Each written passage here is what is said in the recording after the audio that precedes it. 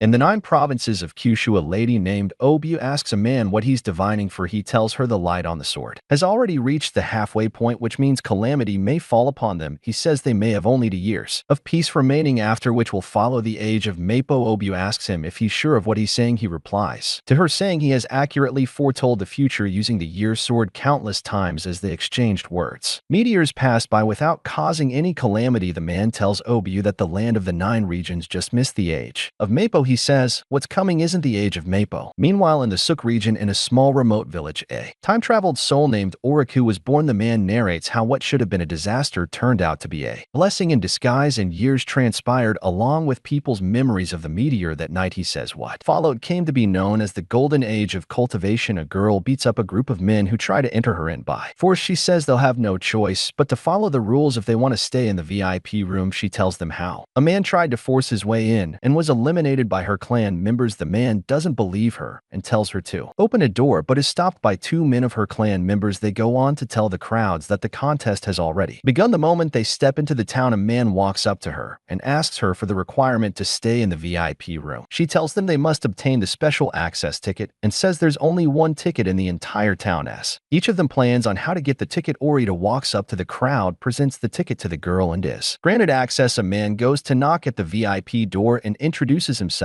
as Kalunho from the United Empire, or asks him what he wants from him. Kalunho asks him how he managed to get the special access ticket, but Oriya says he'll only tell him if he agrees to be his servant for a day. Inside the house, Orika tells him how he met an old man and narrates how the man gave him the ticket. The next day, they all arrive for the contest to begin. 2 men suddenly appear and tell them the celestial gathering has officially begun. They go on to say only those who pass all tests will be able to join their clan. They tell them their first step is to cross the Golden Bridge, and it will be their first step into the world of cultivation. As the boy with 2 guards immediately proceeds to the bridge, they are electrocuted. Apart from the boy, the men explain to them that only those who are and under may enter, causing many to forfeit the contest. Oriku proceeds with his servant Achu and meets Kalunho. He tells Oriku they should go together since the contest will be rigorous and dangerous, or says he's willing to give him a hand, and says Kalunho is about as weak as Achu. As they walk along, Achu bumps into a huge man and wonders how a monster like him is, or sees the man tugging on Achu and tells him to drop him. As the man turns and sees Oriku and Kalunho, he runs away in fear. Achu says he's amazing for scaring him off, but he says he wasn't the one who scared him off. He asks Kalunho if there's something he's forgetting to tell him, but he says no. As they keep on walking on the bridge, the fog continues to increase, causing more people to forfeit the contest. The clansmen watching them from above say more people are leaving, which means they won't have to protect many people. They all come across a special fountain and try to figure out how it works. Oro asks the crowd if they notice the conversion chart of the 5 elements at the bottom. He says the fountain is a converter for the 5 elements and explains the concept to them. A young boy says the fountain is useless to them since they aren't thirsty. Another man disagrees, saying since it's a contest, the fountain would have to be there for a reason. Kalunho says they have to transport the water to the next test. Some boys tell him they have no gold to exchange, or breaks the silence and says they are on a golden bridge and there's no rule that they can't take them. The crowd begins breaking the gold from the bridge. Orika tells Achu to drop the container into the fountain and the water comes out. He recalls when she told him he might need it and wonders if she's part of the clan. Obu is impressed by how Oryu was able to skip the digging and manage to get help from Ray the innkeeper. However, she says luck alone won't help him pass the test. Back at the bridge, the man who bullied Achu tries to carry the fountain at once and trips. The bridge suddenly disappears, causing many to fall, but the clan men watching them from above come to their rescue as the bridge keeps disappearing. Oryu and his team successfully cross by. At the end, they come across a stone with writings. Kalunho says the stone marks the end of the golden bridge. He reads the writings to them that anyone who gets to this point is qualified to join the Reiken sect. He says if they head to the right, they'll automatically be accepted as an outer court disciple, but if they head left, they'll start the entrance exam for inner court disciples. Oriku replies saying there's nothing he can't overcome. As they walk ahead, Achu says it feels like they are in a maze with no way out. Oriya tells them to keep walking so that they'll see a way out soon. They eventually get to the gate of a village. As they try to open the gate, they realize that they need to use water to open the gate. The gate finally opens and they encounter beautiful ladies who welcome them to Togen village. As they are about to eat, they notice their food is better than other participants. Some group of boys ask the waiter why their meat is better than theirs. He replies to them saying those with 0 points get to eat only tofu. The boys approach Oriku, introduce themselves as the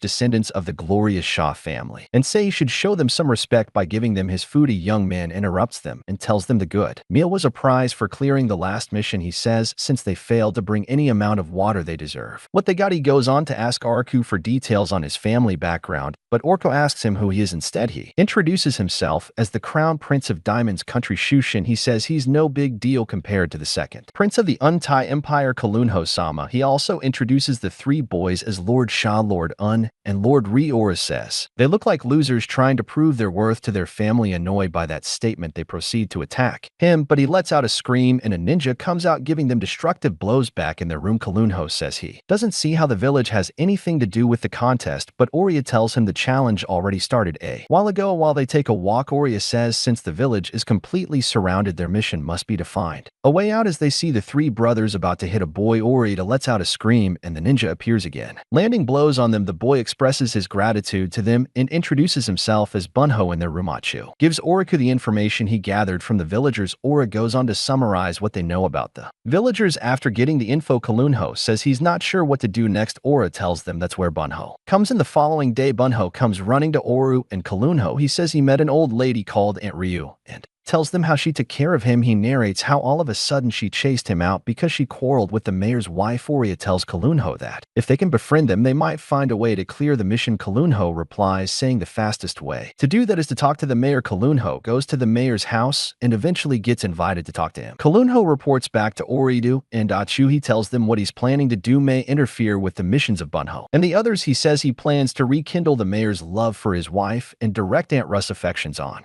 to Bunho. Obu sees Ryukin walking alongside a clan of men and calls out to them, but they ignore her. She eventually gets their attention and tells them she wants to hear their reactions to her genius designs. Ryukin tells her if it's the village she made from the excess of ethereal mountain, then it's a nuisance. She explains to him that one of the most important aspects of cultivation now is the emotion quotient. She says it's not necessarily for popularity, but about one's ability to deal with unfavorable situations. Meanwhile, Kalunho tells Orita how he managed to rekindle the mayor's love for his wife and directed Aunt Ryu's affection towards Bunho. However, he says he received clearance to leave the village from the mayor. He goes on to tell Orca that he has a feeling Achu won't last any longer. The next morning, Kalunho leaves the village under the guidance of the mayor. The other contestants realize the mission is to find a way to move on from the village. Meanwhile, in Orio's room, Achu walks in and tells him his task is almost complete. Orio says if it's almost done, he should leave the village. He hesitates, but eventually leaves. Oreo says it's a pity he'll never get a chance to see the perfect plan he made to clear the challenges that lie ahead. Half a month passed and few participants were able to leave the village by following the steps of Kalunho, and Achu Orika sees that Lord's mission with Ho-chan doesn't work out for him as he proceeds to leave. Lord Unun stops him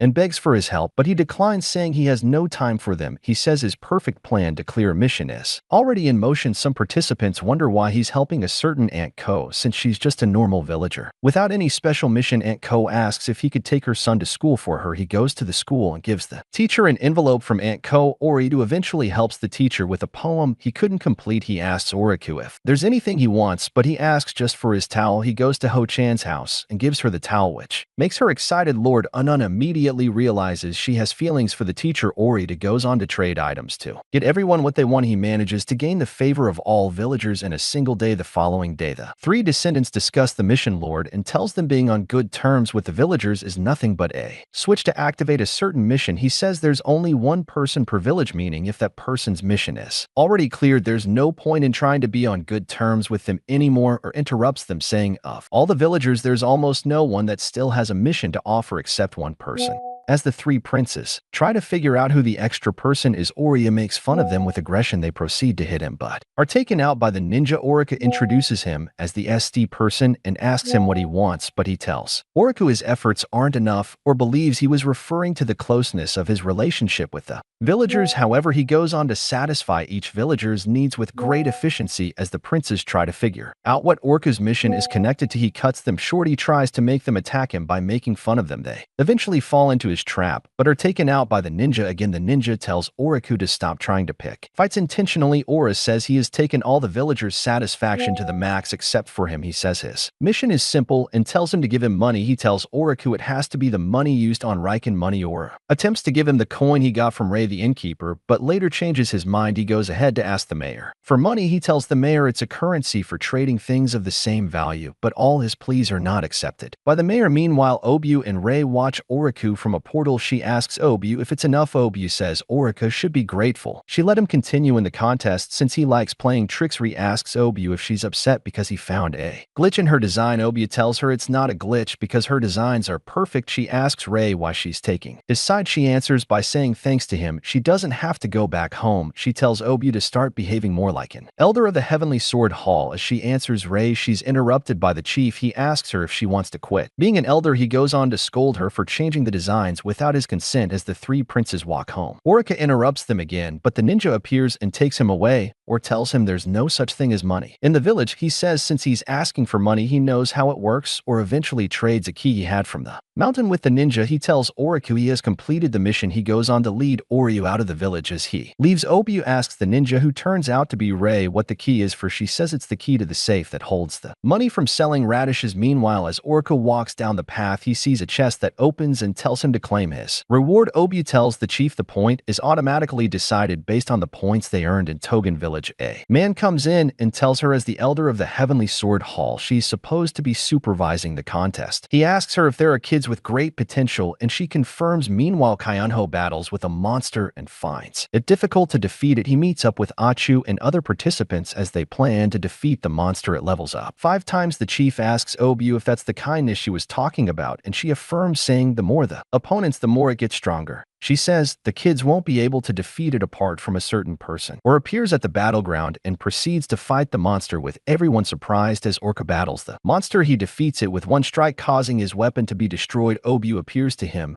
and thinks about the explanation she's going to give about the broken sword. She tells Oriku he has broken all the barriers in the frozen Wind Valley, Red Ridge Mountain, Hades Den, and Azure Cloud Peak all in one blow. She says the test design is messed up, so everyone will have to be considered a pass. Oria tells her he thought it was part of the design. Obu scolds him, saying she's not stupid enough to include something so powerful to destroy her settings all at once. Orita suddenly realizes she's the designer. As she searches for him, she finds a gold seal with him and imagines the amount of points he earned to get it. She says the golden seal only belongs to the current chief and tries to use it for her benefit, but it disappears back to the hand of the chief. He tells her as a result of her carelessness, or holy places are destroyed, including the Mystic Frost Sword. He goes on to summon the elders for an urgent meeting. After several arguments, they decide to examine the contestants directly. They gather all of them in the mystical cloud hall. As the elders notice the chief and Obu are late, they send a lady named Ruri to find them. Meanwhile, the chief and Obu walk on a pathway. She asks him if he knows the kid she was talking about. He tells her they'll find out soon enough. The clansman summons the contestants into the room. They give them a brief explanation of how they'll be examined. They end the talk saying the number of disciples they'll be accepting is 3. Shushin doesn't want Oriku to be in the lead, so he goes first. Everyone steps forward and is examined till it remains the last person, Oriku. He steps forward, and the elders are shocked as he has a celestial spirit base from ancient times. They tell the contestants the result will be out after an hour. After an hour, Ruri announces the 3 winners as Shushin, Unho, and Achu. To everyone's surprise, the rest of the contestants leave with disappointment written on their faces. Kalunho asks Oriku if he's alright, but he starts acting weird and saying all sorts of gibberish. Shushin says it's too bad for him, but goes on to show his gratitude to Oriku for his help at Togen Village. He goes on to ask Aura if he would like to recommend him for a position in Diamond Country. Ruri interrupts them and says, by the order of the elders, she'll explain to Oreo and Kalunho the reason they failed. She tells Kalunho the property of his potential is soft and fu and weak in sway, so they can't let him in if they can only use % of his potential. She tells him for someone as gifted as him, they'll be happy to write a letter of recommendation to the Manosect. She goes on to tell Oriku he has excellent intelligence and perception. She says he possesses a celestial spirit base of the rarest kind, the Void Spirit Base, and says it's the same kind as legendary cultivators like Qin Shuang or Emperor. Takusho. Ruri keeps explaining to Orca how in the time before the last age of Mappo there was no technique that was suitable for this kind of spirit base. She breaks his heart by telling him his spirit base has no worth except maybe as a rare collectible. Ruri says along with the Reiken sect, she doesn't think there's any sect that's suitable for him. However, she tells him Kay said it would be fun to take him as a lucky charm for the sect because with the legendary spirit base from ancient times they'll look so much better than sects like Seiko. Oria tells her it's decided and agrees to join the Reiken sect. He goes on to ask them about his bonus and salary. He says as a well-known and prestigious sect,